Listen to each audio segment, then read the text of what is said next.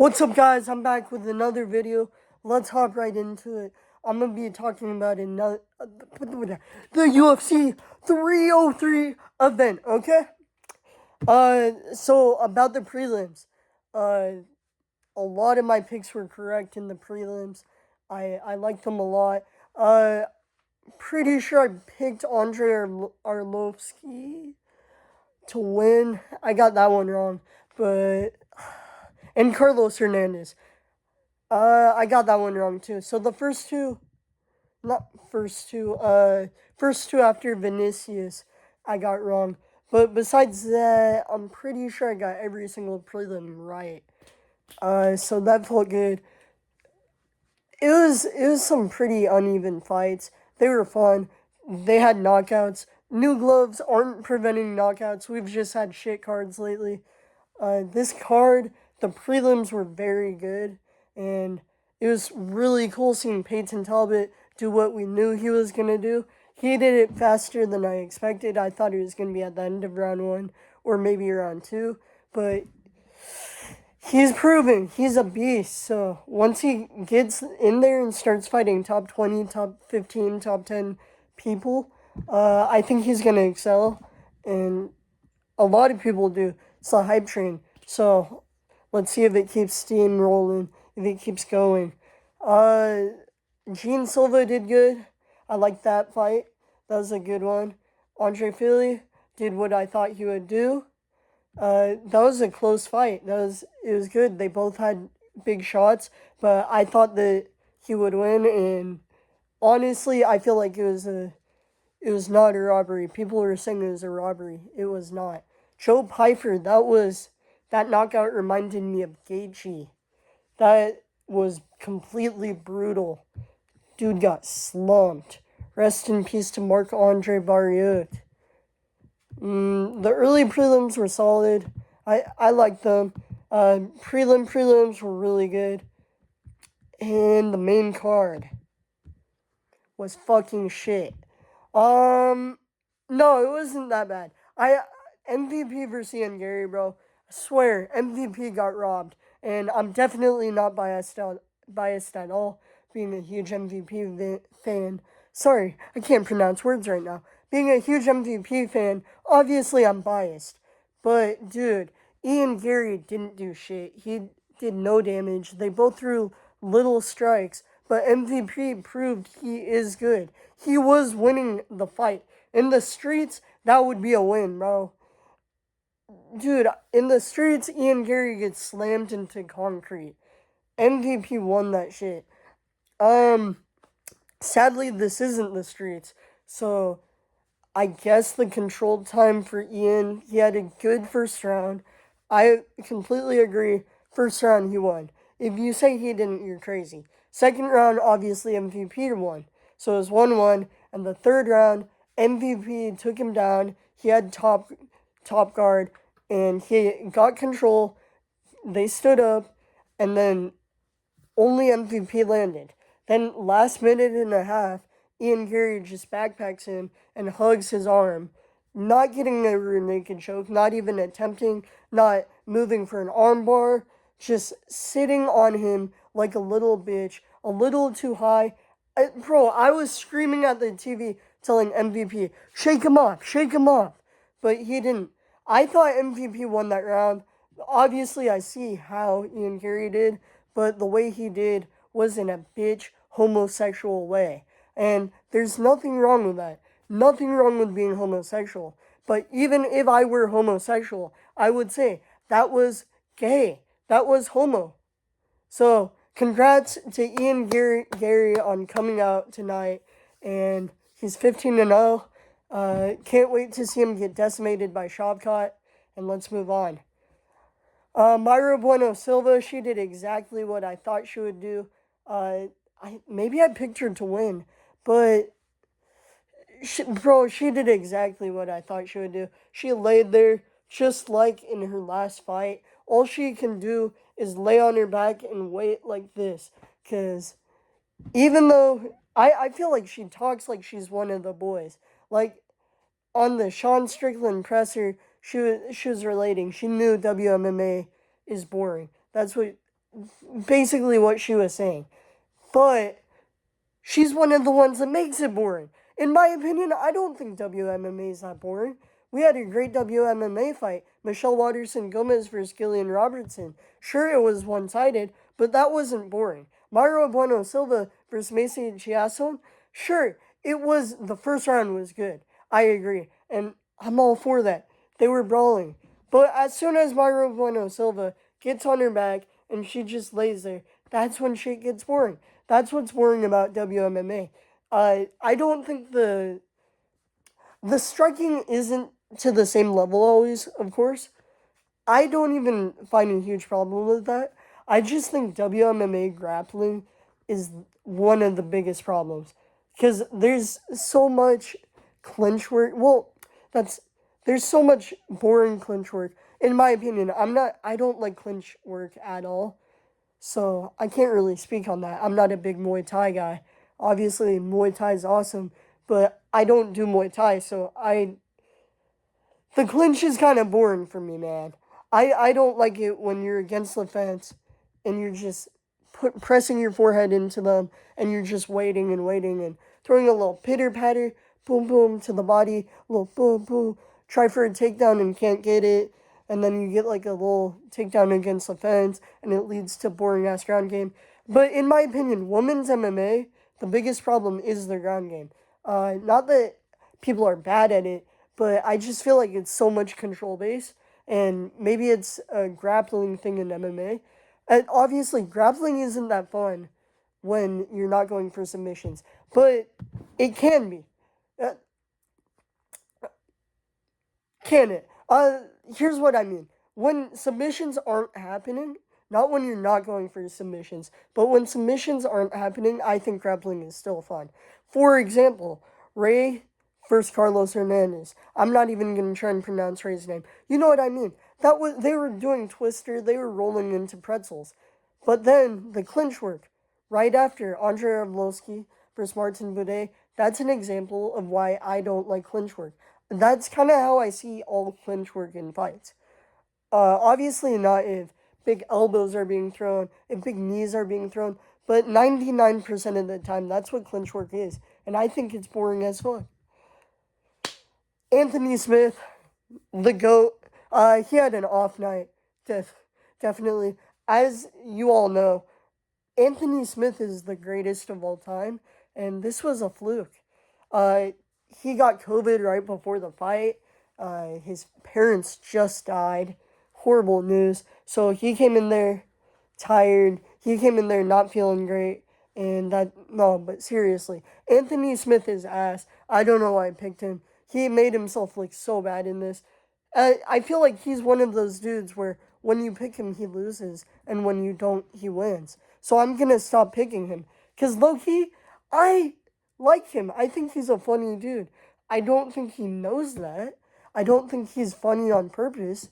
I think that he just says, hopefully it's a character, but I think he just says dumb shit and actually believes it. And just like a flat earther, I'd love to laugh at that. He actually thinks he's the greatest of all time, and he thinks people are scared of him. I would be scared of him in a Walmart parking lot, but I don't see any light heavyweights that are genuinely running from Anthony Smith. Dan Ige versus Diego Lopez, bro. Oh, wait. Back onto Anthony Smith. Anthony Slothheart Smith. New name, Anthony Slothheart Smith. He lost so badly.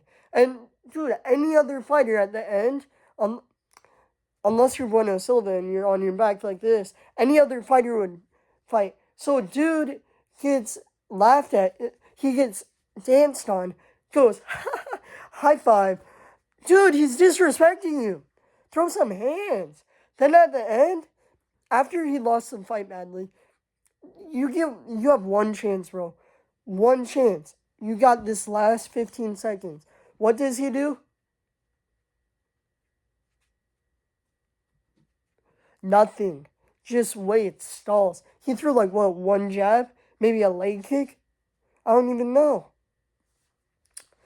And midway through the main card, I heard someone talk about Israel Adesanya versus Dricus du Plessis, and I wanted to remind you that Izzy doesn't deserve this shit. He's coming off a loss, hasn't fought in a year. Why does he get a title fight?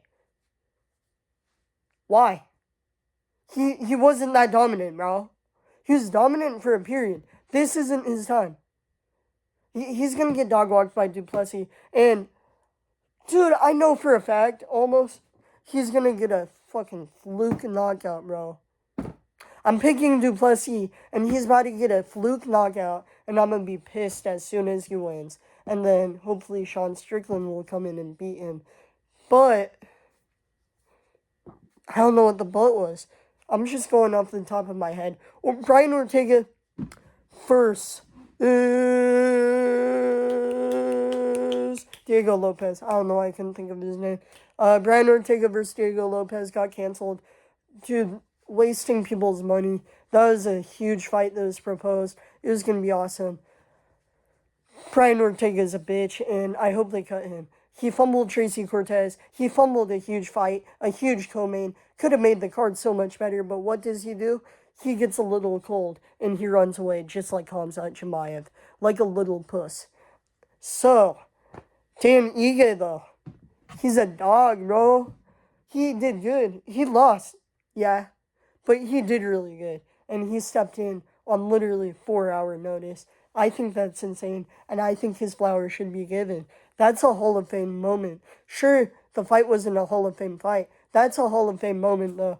I have never seen a fighter do that. I think that's a first in the UFC, and I'm sure there's other fighters that would do that, but not all of them, and not most of them. And he is one of them that will. And he is a gangster, and so is Diego Lopez. Diego Lopez, he cut to 145 or 155, I don't even remember, and then bumped up to 165.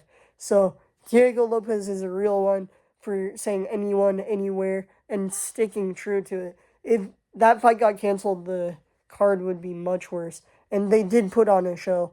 Dan Ige at the end was winning hard, but overall, Diego Lopez, he did what he does. It wasn't super dominant, but he did win, and it was a good fight. It got boring at times.